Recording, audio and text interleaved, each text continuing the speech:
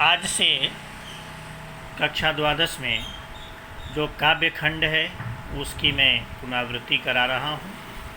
ये जो हरिवंश राय बच्चन द्वारा विरचित कविता है, दिन जल्दी जल्दी ढलता है, इसके विषय में आज हम लोग पढ़ेंगे।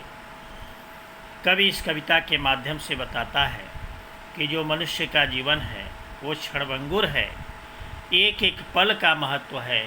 इसलिए व्यक्ति को समय रहते अपनी मंजिल को तय कर लेना चाहिए। ऐसा कहा जाता है कि व्यक्ति के जीवन में समय और लहरें किसी की प्रतीक्षा नहीं करती।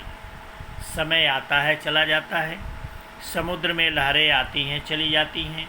इसलिए निश्चित समय में अपने लक्ष्य को प्राप्त कर लेना ही बुद्धिमानी है। कविता के माध्यम से कवि ये बताता है कि हमारा लक्ष्य जो हम निर्धारित करते हैं उसको हर परिस्थिति में उसको प्राप्त करने की व्यक्ति को चेष्टा करनी चाहिए। दिन जल्दी जल्दी ढलता है। इस कविता के माध्यम से डॉक्टर हरिवंश राय बच्चन ने बताया है कि जो समय है बहुत ही मूल्यवान है और सुबह जब होता है तो धीरे धीरे दिन दोपहर के बाद ढलने लगता है, शाम की बेला होने लगती है। जब राही पथिक अपने जीवन के मार्ग पर आगे बढ़ता है तो उसके सामने एक लक्ष्य होता है और उस लक्ष्य को लेकर के चलता है। लेकिन जब देखता है कि हमारा जो लक्ष्य है काफ़ी दूरी पर है तो जल्दी जल्दी चलने लगता है और उसके अंदर एक उतावलापन उत्पन्न हो जाता है।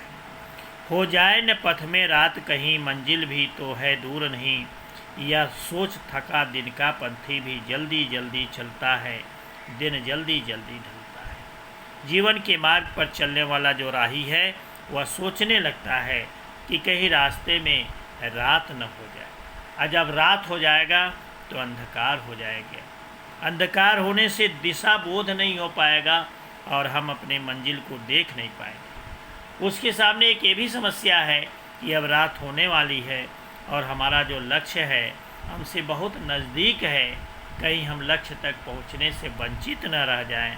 इसलिए दिन भर चलते चलते जो राही है वो एकदम थक कर चूर हो जाता है। लेकिन ये सोच करके फिर जल्दी जल्दी चलने लगता है कि हमारा जो लक्ष्य है वो बहुत ही नज़दीक है, हमको जल्दी से पहुंचना चाहिए। वो जाए न पथ में रात कहीं, मंजिल भी तो है दूर नहीं, यह सोच थका दिन का पंथी भी जल्दी जल्दी चलता है।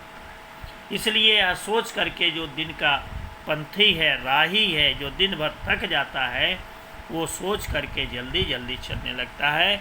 यहाँ जल्दी जल्दी में पुनरुक्ति प्रकाश अलंकार का प्रयोग किया गया। उदाहरण देता है कवि कि हम मनुष्य हैं, बुद्धिमान बुद्धिजीवी प्राणी हैं, हमारे अंदर अपने लक्ष्य के प्रति उतनी जागरूकता नहीं रहती है जितनी कि पशु पक्षियों में रहती है। चिड़िया का उदाहरण कवि ने दिया है। बच्चे प्रत्याशा में होंगे, नीड़ों से झांक रहे होंगे, या ध्यान परों में चिड़ियों के भरता कितनी चंचलता है, दिन जल्दी जल्दी ढलता है। कवि उदाहरण देता है, कहता है कि जो चिड़िया है वो अपने बच्चों को घोंसलों में छोड़ करके दाना चुगने के लिए निकल पड़ती है। लेकिन जब उसको ध्यान में आता है कि हमारे जो बच्चे हैं वो घोंसलों से बाहर निकल करके झांक रहे होंगे कि जल्दी से मेरी माँ घर पे वापस आएगी, ऐसा सुन करके, ऐसा सोच करके जो चिड़िया है उसके पंखों में चंचलता आ जाती है और वह भी चिंता करके समय से पहले अपने घर वापस लौट जाती है। तो जब पशु पक्षी के अंदर यह भावना है कि हमें समय से अपने कार्य को पूरा कर लेना चाहिए, अपने लक्ष्य को पूरा करने ला चाहिए, तो हम तो मनुष्य हैं, हम क्यों न अपने लक्ष्य को पूरा करते हैं। बच्चे प्रत्याशा में होंगे, नीड़ों से झांक रहे होंगे, या ध्यान परों में चिड़ियों के भरता कितनी चंचलता है। कौन सा ध्यान चिड़ियों के पंखों में चंचलता भरता है? तो बच्चों को ये ध्यान में आता है कि हमारे बच्चे घोंसले से बाहर झांक रहे होंगे। यह सोच करके चिड़िया जो होती है वो अपने घोंसले की ओर भागने लगती है। दिन जल्दी जल्दी ढलता है, उसको भी ये ध्यान रहता है कि शाम हो जाएगी, अंधकार हो जाएगा, दिशा बोध नहीं होगा, इसलिए हमको जल्दी से पहुंचना चाहिए। इन पंक्तियों में कवि ने बहुत ही सुंदर चाक्षुष बिंब का प्रयोग किया है। ऐसा लगता है कि वह दृश्य हमारे सामने उपस्थित हो जाता है। अगले चरण में कवि ने बताया है कि मुझसे मिलने को कौन विकल, मैं हूँ किसके हित चंचल, यह प्रश्न शिथिल करता पद को, भरता उर में विह्वलता है, दिन जल्दी जल्दी। समाज में दो तरह के लोग होते हैं। एक व्यक्ति ऐसा होता है जो आशावादी होता है, हमेशा कोई न कोई आशा और विश्वास लेकर के चलता है। दूसरा जो व्यक्ति होता है हमेशा वो निराशावादी होता है, नैराश्यपूर्ण वातावरण में जीवन बिताता है। तो ऐसे लोग जो हमेशा निराशावादी बात करते हैं, जब जीवन के मार्ग पर आगे बढ़ते हैं तो कहते हैं कि मुझसे मिलने को कौन विकल, अर्थात हमसे मिलने के लिए कौन बेचैन हो रहा है, मेरा कौन है जो मुझसे मिलना चाहता है। इसलिए वह उसके जो पैर हैं वो शिथिल होने लगते हैं, वह अपनी मंजिल की ओर बढ़ना नहीं चाहते हैं। मुझसे मिलने को कौन विकल, मैं हूँ किसके हित चंचल। फिर वह व्यक्ति सोचता है कि मैं किसके लिए अपने पैरों में गतिशीलता लाऊं, मैं निरंतर आगे बढ़ूं, इससे क्या लाभ है, इससे क्या हानि है।